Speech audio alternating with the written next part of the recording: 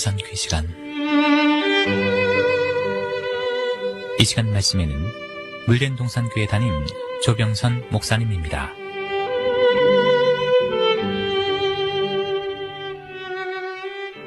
평안하셨는지요?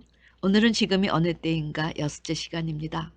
지난주에 이어 회개권에 대한 성경의 예언을 중심으로 지금 이 시대가 어디로 향하고 있고 우린 또 무엇을 위해 기도해야 하는가에 대해 말씀을 나누려 합니다. 계시록에는 우리 앞에 모두 3가지 큰 전쟁이 예고되어 있습니다. 첫째는 계시록 9장의 6째 나팔 재앙인 유브라데 전쟁이요.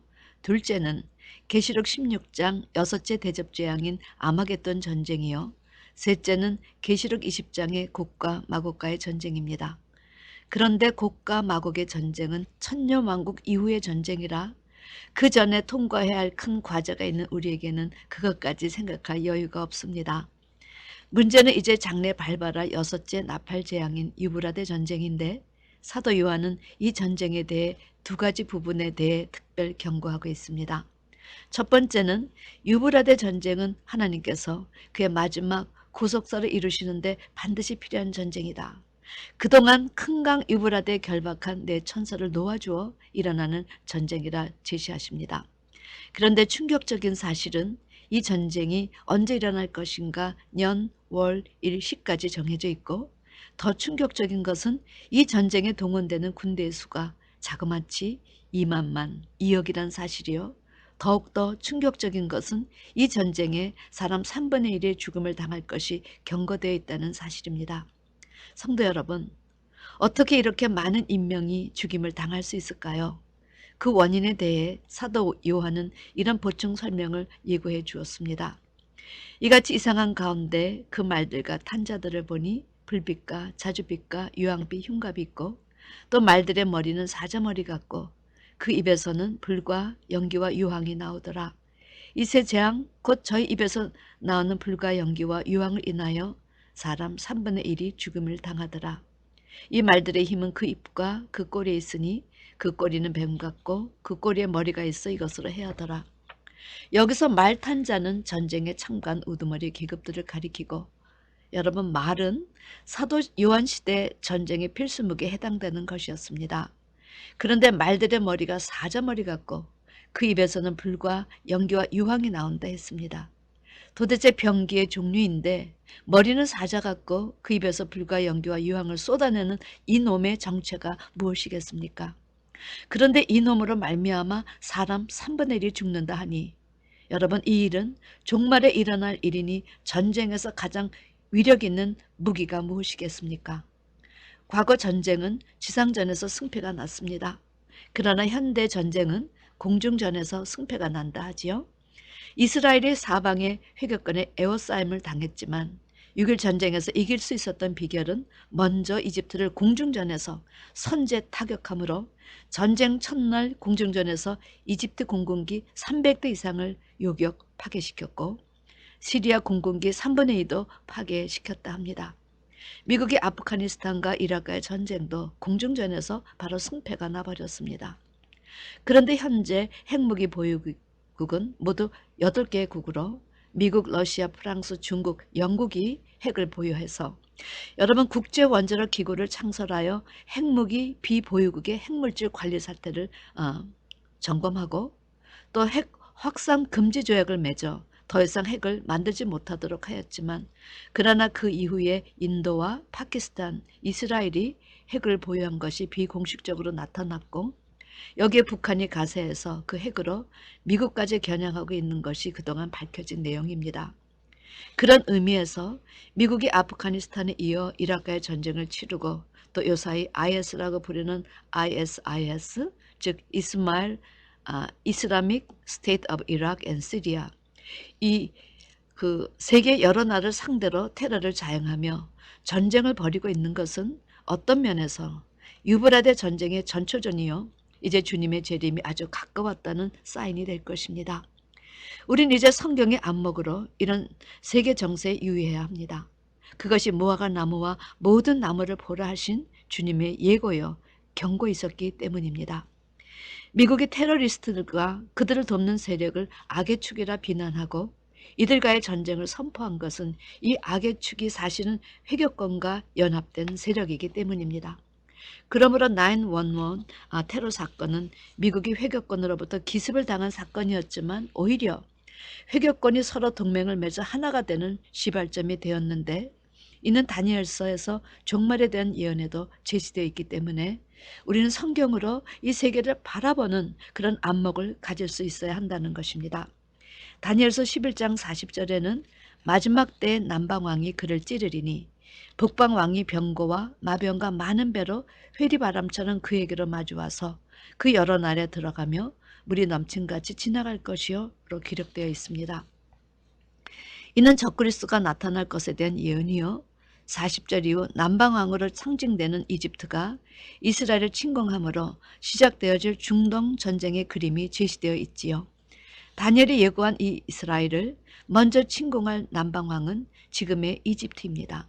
그런데 다니엘이 예언할 당시 이집트는 구체적으로 회교권으로 나타나지 않았습니다. 그런데 우리 시대에 와서 이집트가 어떻게 달라졌는가? 이스라엘의 6.1 전쟁의 시발도 이집트였고 이집트가 회교권과 동조하여 나타난 것입니다. 여러분, 역사라는 단어가 영어로 히스토리인데 정말 세계 역사는 하나님 그분의 이야기라고 해도 과언이 아닙니다. 다니엘은 이때 이집트를 도와 이스라엘을 침공한 북방왕이 등장한다고 예고하였는데, 여러분, 이 북방왕은 누구를 지칭한 것일까요?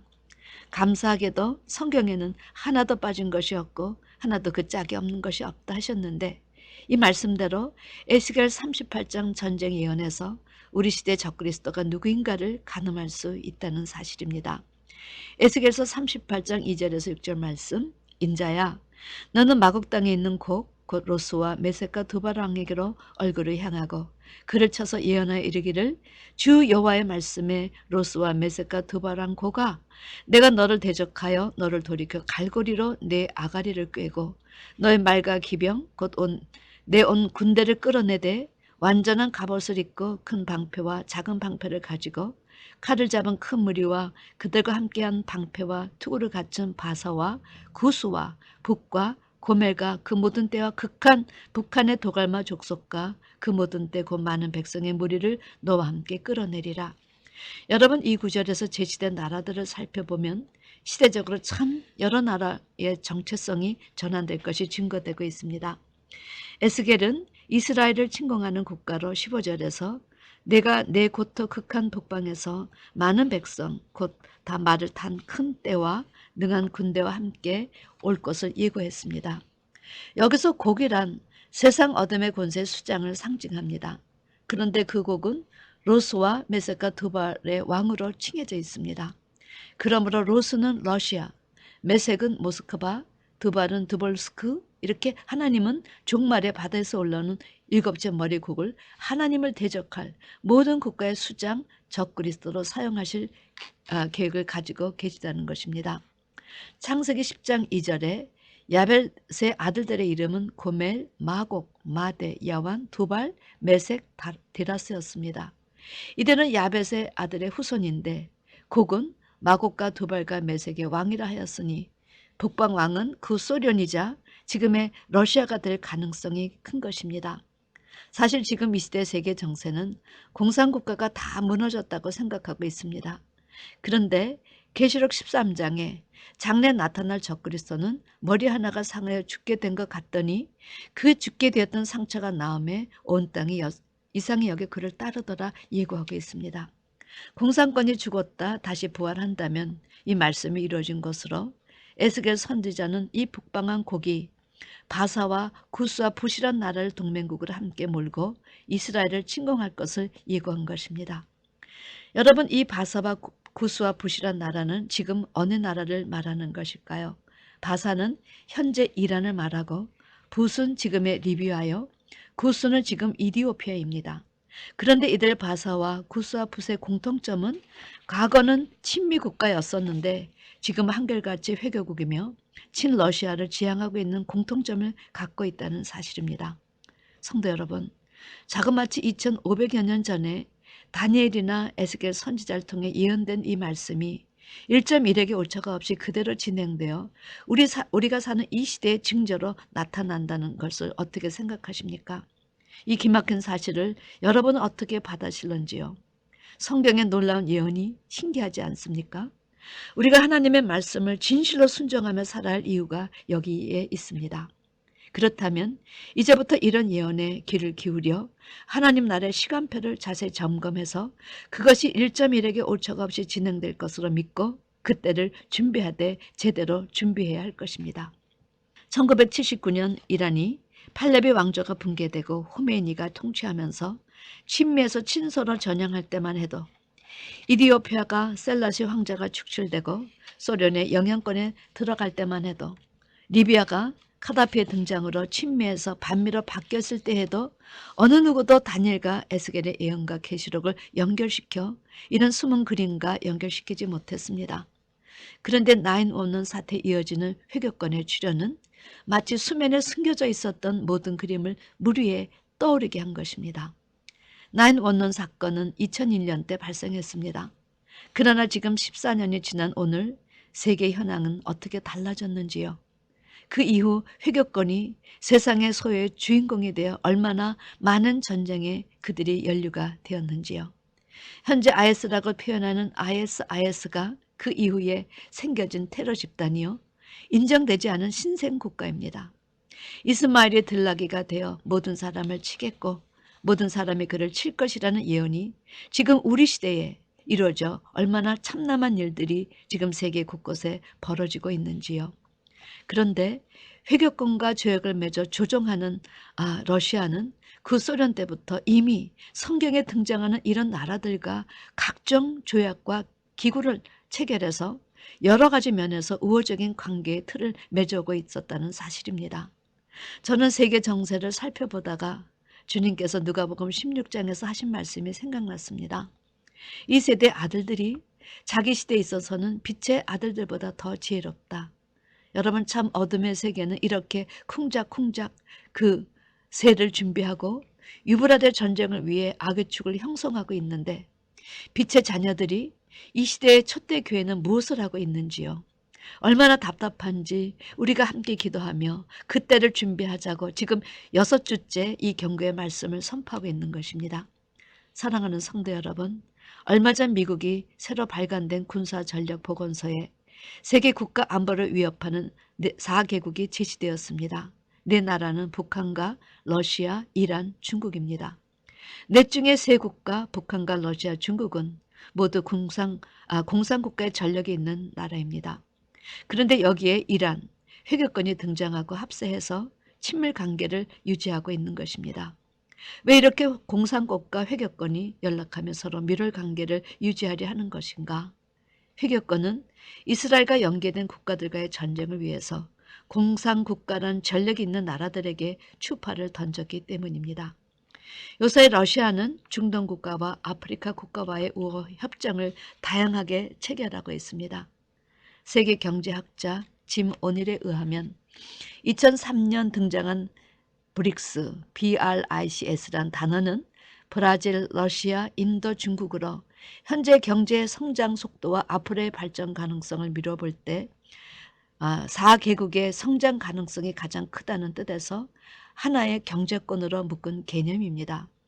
이 네 나라가 독점적 서방의 세계 경제 구조에 대응하기 위해 신흥 경제국의 정책 모임인 브릭스 정상회를 개최했고 현재까지 이어오고 있습니다. 이 밖에도 민트, MINT라는 경제 단어도 등장합니다.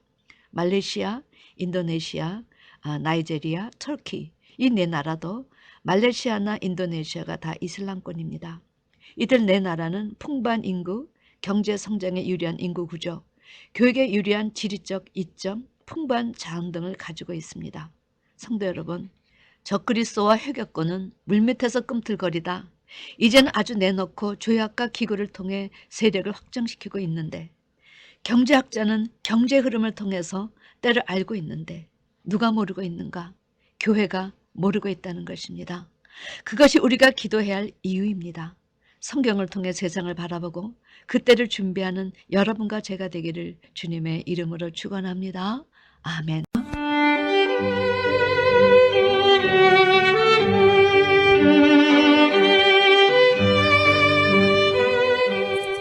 지금까지 말씀에 물된 동산교회 담임 조병선 목사님이었습니다.